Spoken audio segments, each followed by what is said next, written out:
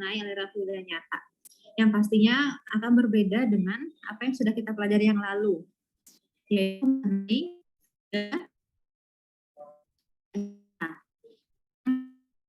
sangat terkait fluida tidak nyata atau fluida ideal itu sangat terkait dengan hukum Bernoulli ya, di mana sesuatu yang ideal itu pasti tidak ada. Kenapa kita mempelajari itu? Kita mempelajari itu karena untuk mendekati kondisinya, kondisi nyatanya seperti itu. Nah, masih ingat kan untuk karakteristik fluida ideal atau fluida Bernoulli itu apa aja? Yang pertama, dia isotermal. Yang kedua, dia tunak atau steady. Yang ketiga, tidak ada energi yang hilang. Kalau untuk di fluida nyata pasti ada energi hilang. Oke, baik. Untuk yang keempat itu tidak ada kerja. Jadi di fluida ideal itu tidak mempunyai kerja. Nah, yang terakhir itu tidak ada input energi. Itu. Sedangkan untuk di aliran fluida nyata dia mengalami hilangnya energi dari mana?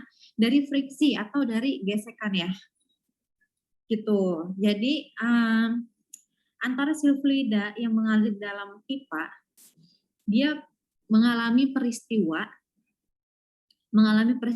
bergesekannya si fluida itu dengan dinding pipa. Yang akhirnya apa? Saat dia mengalami gesekan, dia tekanannya akan hilang dan energinya pun akan hilang. Energinya akan hilang dalam bentuk panas gitu. Nah, bila si fluidanya itu kehilangan energi dalam bentuk panas, itu akan keluar dari sistem. Sedangkan di fluida nyata yang kemarin kita udah bahas mengenai fluida Bernoulli, itu ada 3 jenis energi. Yang pertama energi kinetik, potensial, sama energi apalagi satu lagi ya. Oke, saya lupa. Jadi intinya ada 3 energi dan energi itu tetap tidak ada peristiwa untuk hilangnya energi. Oke. Nah, akhirnya apa? Bila terjadi peristiwa friksi di dalam sistem fluida, di sistem perpipaan tersebut, maka tekanan akan menurun sepanjang aliran pipa. Yang pastinya kecepatannya juga akan menurun gitu. Jadi apa? Agar kalau misalnya kalian mau memompakan crude oil hasil produksi dari satu titik A ke titik B, ternyata di sepanjang aliran pipa dia terdapat peristiwa friksi atau gesekan fluida dengan dinding pipanya. Otomatis tekanannya pun akan turun, kecepatan juga akan turun. Padahal kita mempelajari mengenai mekanika fluida ini untuk apa? Untuk memastikan kalau fluida yang kita bawa dari titik 1 ke titik ke akhir, ke titik 2, itu sampai dengan baik-baik saja. Kekurangan tekanan, nah, agar kita memastikan itu semua baik-baik saja, kita akan menambahkan kerja pastinya. Kita akan menambahkan suatu daya lagi, tambahan dari luar sistem, menuju sistem yang di dalam perpipaannya, dalam fluida tersebut dengan apa? Kalau dia fluidanya cair menggunakan pompa, kalau fluida gas dia menggunakan blow. Oke. Jadi ada yang dimasukkan satu energi dari luar sistem agar fluida itu tetap bergerak. Oke. Nah, untuk yang cairan di sini dapat dikatakan fluida incompressible. Fluida incompressible itu apa? Fluida yang tidak mengalami perubahan densitas terhadap perubahan tekanan gitu. Berbeda dengan fluida gas. Kalau fluida gas itu ada dia mengalami penurunan tekanan akibat gesekan yang akhirnya dapat mempengaruhi perubahan densitas gitu. Dan tapi umumnya untuk densitas dalam mempermudah perhitungan bisa dikatakan konstan. Oke, jadi tidak ada perubahan ya. Baik. Nah, ini beberapa contoh yang di gambar sebelah kiri ini bila kita mau mentransportasikan sebuah cairan dengan pompa. Kalau yang di gambar yang kanan ini menggunakan blower, atau saat kita mau mentransportasikan gas. Baik, yang di sebelah kiri ya, kita lihat ini contohnya. Misalnya ada satu cairan dari satu reservoir mau kalian alirkan pada suatu tempat yang pastinya mengalami yang namanya perubahan ketinggian. Ya kan? Nah, dari sini aja udah terlihat. Pasti si energi potensialnya pun akan berubah. Pasti bila dia mengalami perubahan ketinggian, itu akan mengakibatkan adanya perubahan tekanan. Nah, maka dari itu, bila untuk memastikan aliran itu baik-baik saja, dengan tekanan yang konstan, kecepatan yang konstan, pompanya, maka dalam kasus ini kita gunakan pompa. Sama kayak misalnya kalau kalian punya pompa air di rumah ya. Nah, kalian mau mengalirkan air dari dalam tanah di kedalaman 20-30 meter biasanya kalau di perumahan ya. Jadi dari sumber air mau kalian alirkan ke atas. Oke, pasti sudah terjadi perubahan tekanan, ketoran misalkan gitu. Nah, kalau yang di kasus gambar sebelah kanan ini, itu adalah misalkan gini, kalau kalian sumber dari fluidanya itu misalnya dalam satu furnace, itu dalam ruang bakar, membakar sesuatu menghasilkan gas. Nah, hasil gas buangnya ini mau dialirkan ke dalam gas tank. Padahal gas tank ini mempunyai ketinggian tertentu yang sangat tinggi gitu ya, untuk membuang gas tersebut agar aman dan tidak mencemari lingkungan sekitar secara langsung.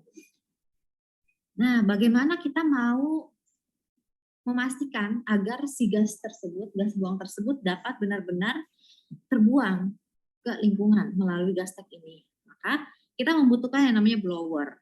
Seperti itu. Oke. Nah, di sini adalah hubungan antara pressure drop dengan shear stress. Untuk shear stress kalian masih ingat? Shear stress ini, untuk shear stress ini merupakan satu gaya persatuan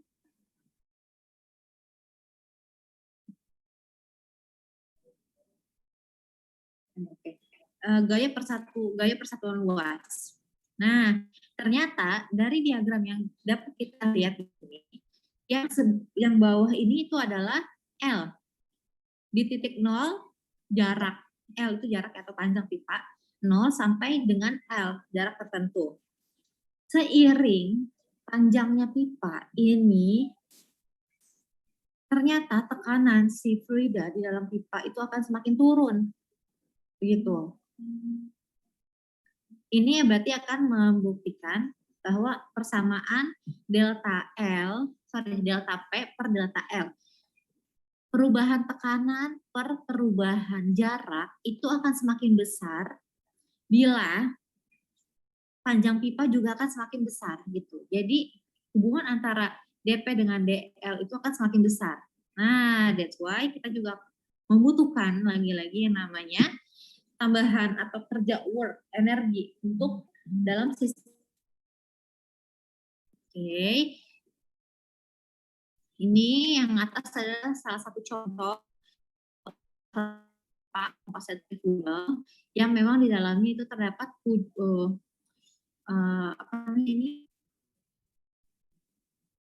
terdapat kisi-kisi ya, untuk apa? Untuk pipa tersebut. Baik, oke. Nah, yang sedangkan yang di bawah itu adalah gas blower. Salah satu contoh sederhana dari gas blower yang sering banget ada di sekitaran kita itu apa? kipas angin. Nah, caranya sama seperti itu. Sama seperti kipas angin cara kerjanya, sederhananya. Nah, ini dia. Friksi pada aliran fluida.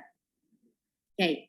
Jadi di dalam aliran fluida kita terdapat mempunyai beberapa koordinat di sini.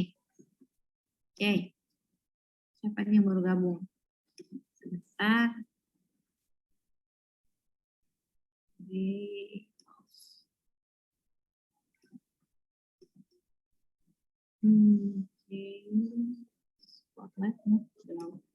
Nah, oke.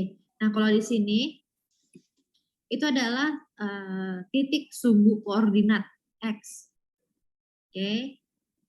Ada yang namanya R, jari-jari. Sorry, R kecil ya. Nah, R kecil, bila posisinya ada di titik X di sini, R-nya akan sama dengan 0. Tapi bila R-nya ada sampai dia mendekati dinding pipa, R-nya akan bernilai semakin besar atau sama dengan jari-jari pipa. Seperti itu. Atau dapat juga kita simbolkan dengan R besar. Oke. Nah, jadi dari notasi ini kita dapat melihat aksial, sumbu aksial, yaitu sumbu yang ke kanan, sumbu yang menuju dinding pipa. Sedangkan kita ada juga mengenal yang namanya tangensial. Ini apa? Dapat disimbolkan dengan theta, yaitu dia mensimbolkan putaran fluida di dalam pipa. Oke. Nah, untuk posisi X, gradien kecepatan aksial, jadi dari notasi ini kita dapat menggunakan notasi ini untuk mendefinisikan suatu kecepatan fluida di dalam perpipaan. Oke. Nah, untuk di sini ada rumusnya limit delta R sama dengan 0. Delta R itu apa? Oke, misalnya ini adalah pipa ya. Ini titik X di sini. Ini misalnya ada 2 titik ya. Ini R.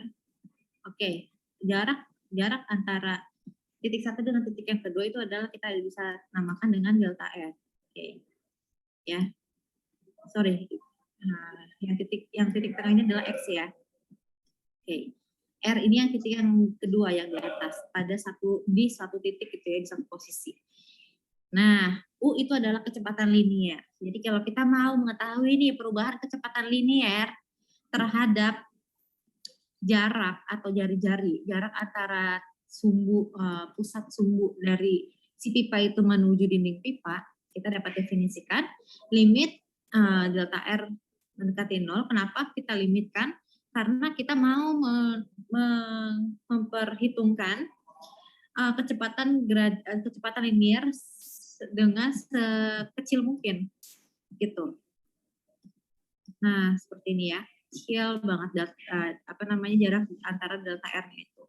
Nah, UX pada R plus delta R itu berarti di sini di titik yang keduanya ya, R plus delta R minus UX. UX itu di sumber, di pusat titik pipa. Berarti kan itu sama dengan apa?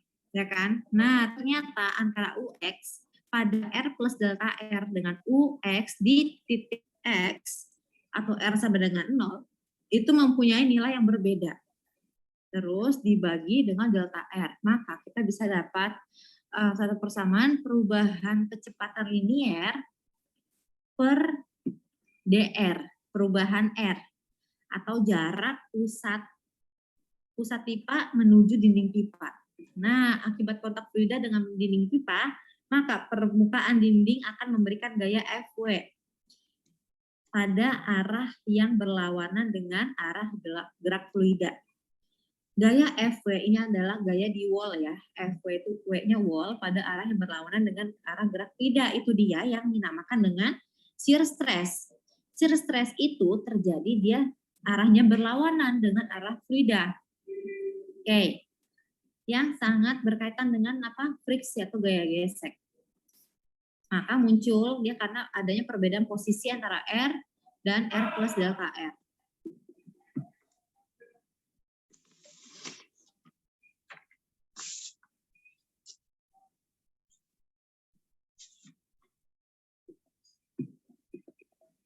Oke, nah untuk friksi pada aliran fluida itu terdapat 3 poin.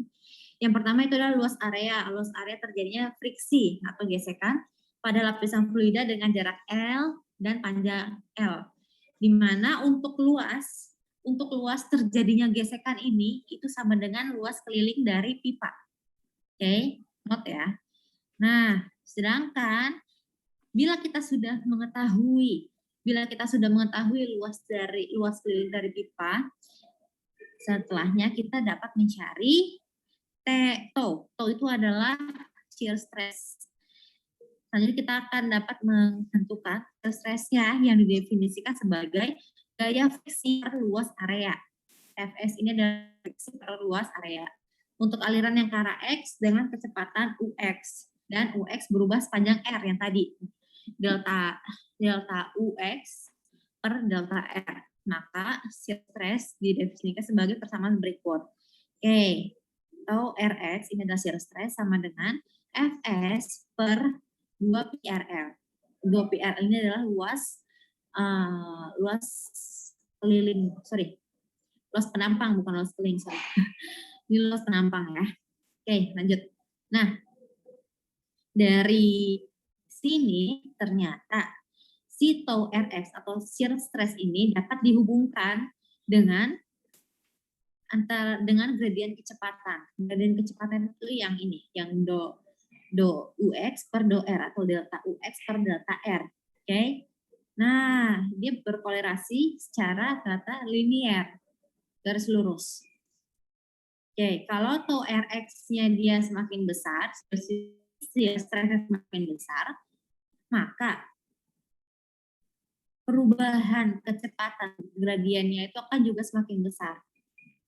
Oke, jadi apa? Si U-nya itu, kecepatan linearnya akan juga semakin turun. Jadi kalau perubahannya semakin besar itu berarti nilai deltanya akan semakin besar. Jadi antara tadinya di atas itu, di R tertentu si UX-nya akan menjadi 2. Beda saat ketika kalau deltanya kecil, UX-nya sama dengan 5 ya kan? Nah, itu yang saya maksud. Oke, jadi di sini dapat kita simpulkan ternyata gaya gesek itu sangat mempengaruhi shear stress, sangat mempengaruhi shear stress. Dan shear stress itu sangat mempengaruhi nilai kecepatan. Bila gaya gesek atau shear stress itu semakin besar, maka kecepatannya juga akan semakin drop. Perubahan kecepatannya juga akan semakin besar. Oke. Nah, ini dia yang saya sebutkan tadi. Ini misalkan dalam sebuah pipa ya, garis putus-putus ini adalah titik tengahnya, koordinatnya. Ini adalah X, terus R besar itu adalah jarak tepat di dinding pipa atau R besar. Oke. R kecil akan sama dengan 0 bila dia nilainya sama dengan X, gitu ya. Nah, ini siapa nih? Oke, di sini ya sudah tulis ya pada pusat pipa R sama dengan 0. Jadi ketika gradien kecepatannya dia sama dengan 0,